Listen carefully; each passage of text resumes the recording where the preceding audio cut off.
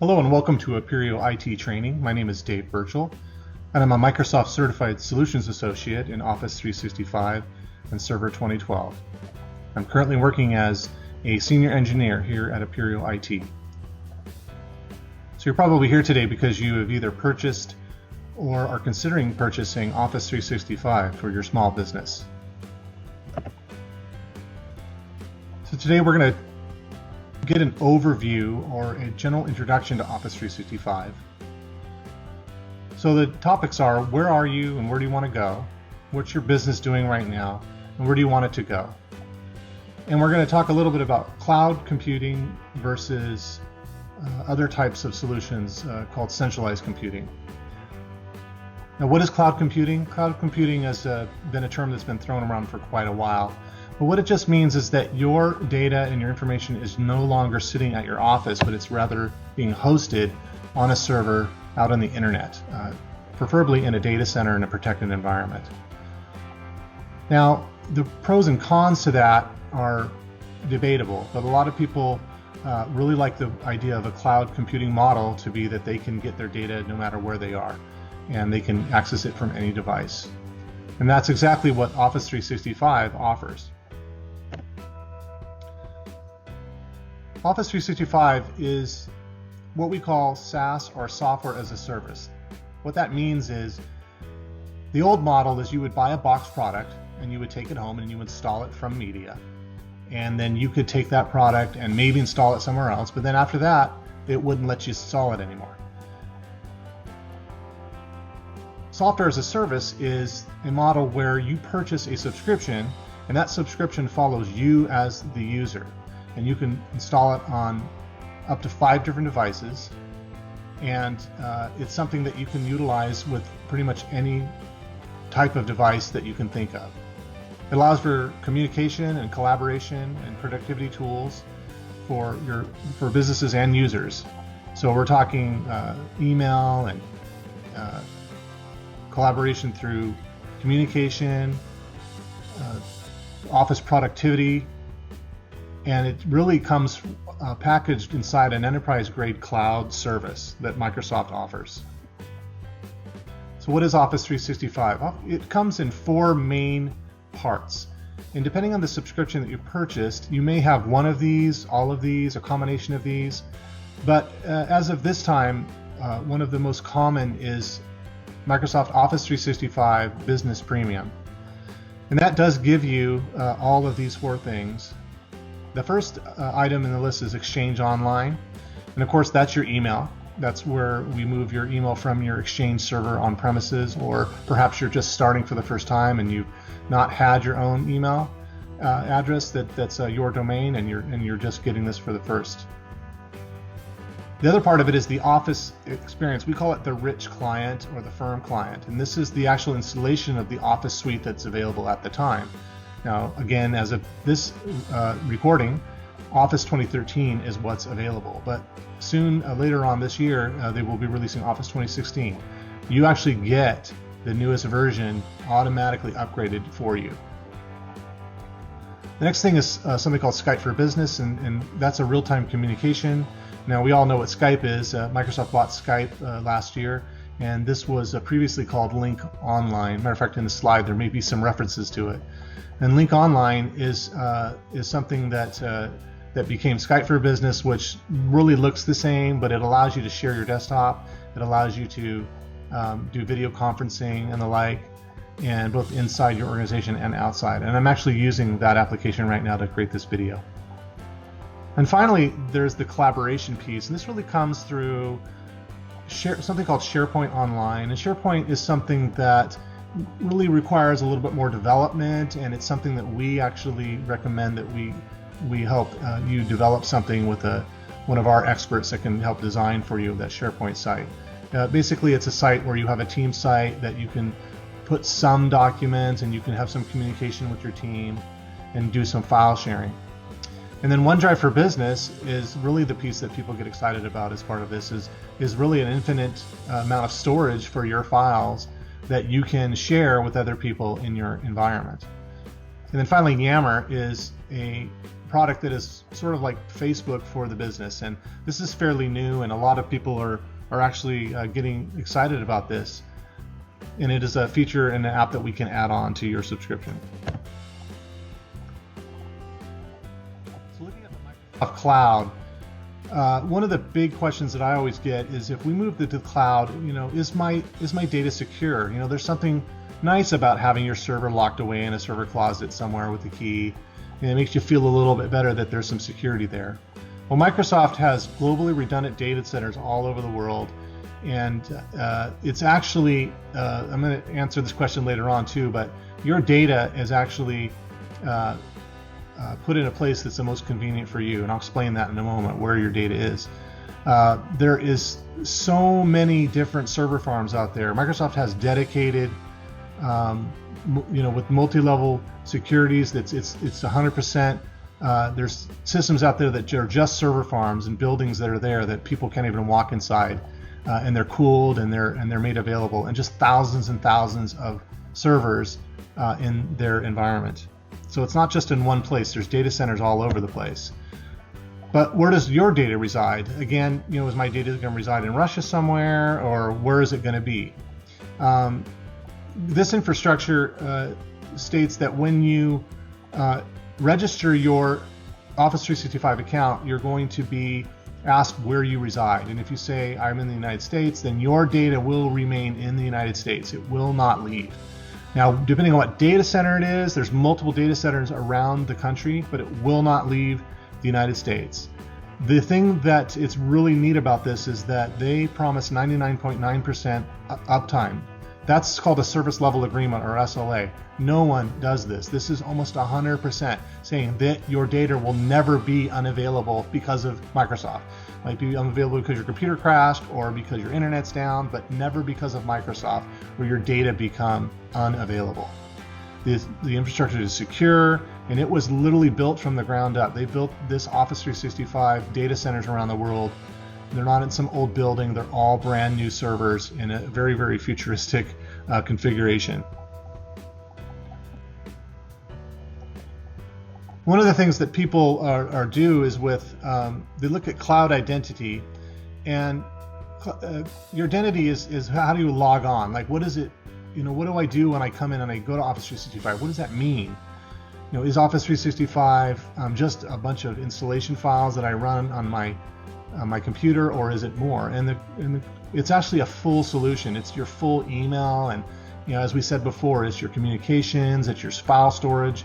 Although it's not designed to really replace a server, it has the ability to store files. You can't really put your line of business applications, whatever applications you run, those have to be hosted at other solutions if you want to go full cloud. We offer that solution as well for hosting those types of situations. But something called your cloud identity is that basically, if you don't have a server and you just have some basic stuff, you will have an identity where you log in to your user account, and everything's on the cloud, and everything's either web-based or it runs directly from your computer out to the cloud. And then there's another identity that we work with, and it's something that maybe a little bit small businesses will appreciate, but we do something called an on-premises identity, which is what you probably use to log into your computer at work. And we do a directory synchronization with the cloud identity, so that when we create an account for you at the office, or your password changes at the office, it automatically syncs that with your Office 365 account, or it creates an account as needed. So that's something that we've been doing. We call that single identity, and we use something called password sync. That's called same sign-on, where we just have to remember one username and password and not two. Office 365 offers a lot of compliance. Now, as of this writing again, here's the things that are in full compliance. And the SEC is still not there yet, but SEC is more of there's not necessarily a test for that. But if you look through this list, a lot of people are asking for HIPAA compliance or other types of compliance that will allow them to feel secure that the data that you're putting in the cloud is secure, and it is actually something that meets these requirements and this compliance. So as we said, the first thing that we offer for you, the first major piece and one of the main reasons that you're probably moving, is email Exchange Online. Exchange Online is basically running Microsoft Exchange, and the difference is that it's not running in your server room somewhere. It's running in the cloud, and it is taken care of by Microsoft. But we do have a lot of tools that we can use to do a lot of things. Right now we get 50 gigabytes of archive email. We actually get an unlimited mailbox size at this point, believe it or not. We have anywhere access. We have all sorts of ways to connect your mobile device just like you're used to. So your iPhone, your mobile phone, your iPad, whatever it is. We have, it's very, very high security because it runs on Exchange 2013 as its back end. Data loss prevention, or DLP encryption, unlimited archiving and eDisk, and you can do auditing, and there's a lot of things you can do with this for other types of e-discovery. And then on an enterprise level, we can do things like get into the admin center. We run abilities in the IT field to be able to do a lot of something with something called PowerShell. So we have a lot of power to be able to do almost whatever you want with your Exchange. The Outlook client that comes is actually new, and a lot of you might be running Office 2013 at this time. But there is a new look for it, and it's a little bland, but it's really easy to read. Some people don't like it, but Outlook 2013 is actually really easy to use, and it integrates very well, obviously. Of course, we talked about data loss prevention, and this is something I'm highlighting specifically here because it's really important. You can do things to keep sensitive content from leaking out your network in an email, and so if you accidentally put in a credit card number or some sort of other sensitive information, it scans the email and sees that, and it prevents it from going. In this case, there's an example of a credit card that this message contains sensitive content. You're not going to be able to send it, or it's going to give you a warning. Different levels that you can do for what we call data loss prevention. Again, there's a lot more about compliance that we can talk about here. Message encryption. Office 365 encrypts things twice. That's all you really need to know. It's super, super secure. And this is a little bit of a flow of what it does. This is probably a little bit beyond our scope here. You can always return back to this and look at this later, but you can see a little bit of the flow of how it works from your computer, and if you have a server and all that stuff. And it's a little bit interesting if you're a techie. The other thing was SharePoint Online. And SharePoint Online is something that you can use right away, and there are tools that are available for you to be able to create your own SharePoint site. We do recommend that you hire someone to design your site to take full advantage of it. You can have a team website, and you can do all sorts of cool things with basically tracking communication and having situations where you have common tasks that are streamlined, so that here's an example of something called a document library that's sitting up on the kind of a generic looking SharePoint Online site, and you can put a bunch of files up there to share with people and just have availability, and you can collaborate.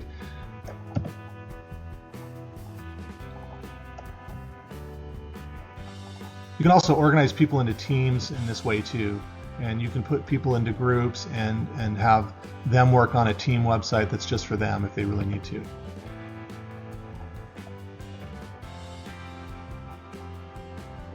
I mean, you're getting into a lot of different reporting and all kinds of things that you could do. It's really pretty powerful what the type of data that you can get from SharePoint Online.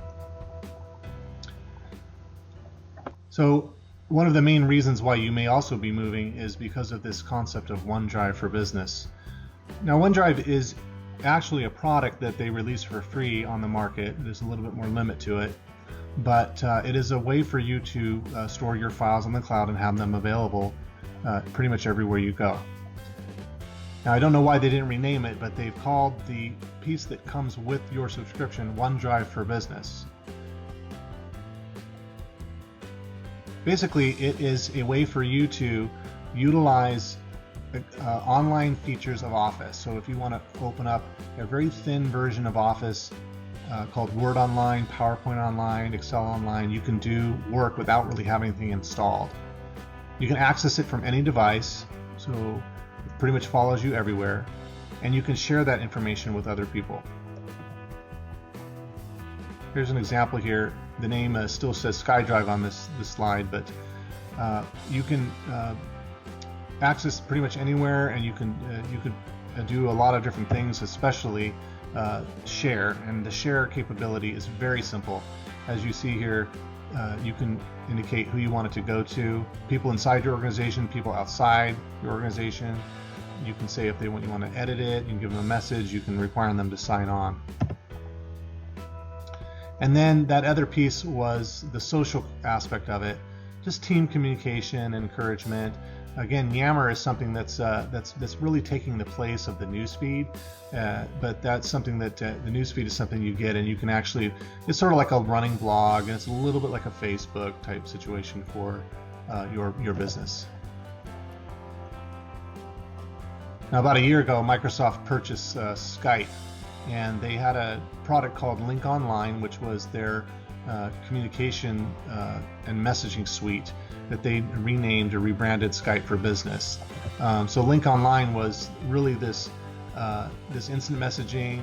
Its presence and for Office and SharePoint, and allows you to do desktop sharing, web conferencing, and as I said before, I'm actually creating the video here using this product.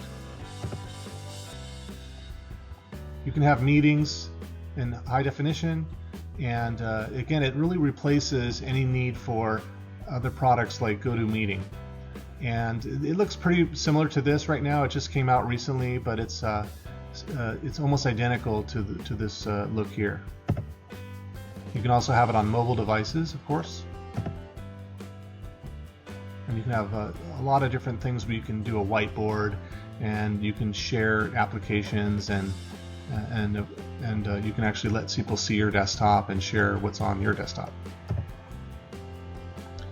Now, one of the things that people often think that Office 365 is just an installation of productivity software.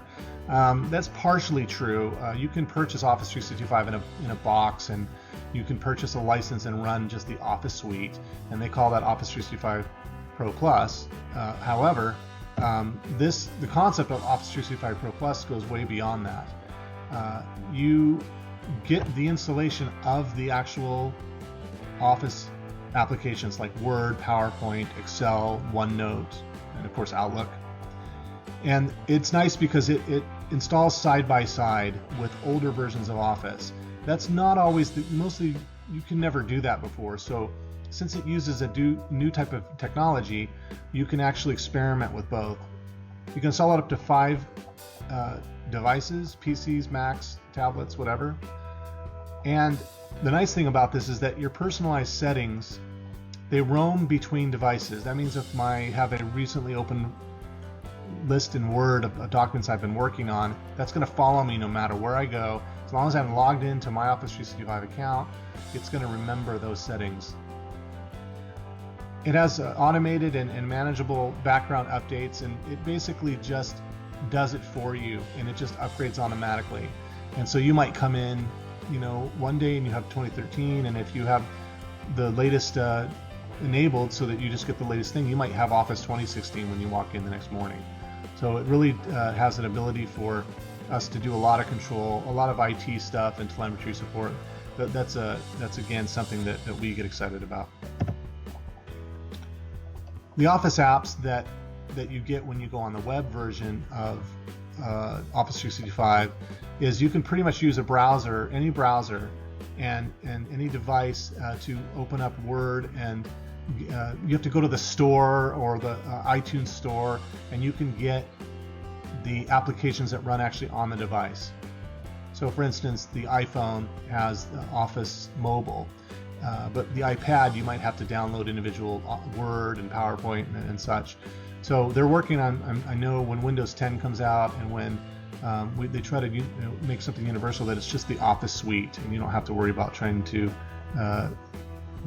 do onesie twosies.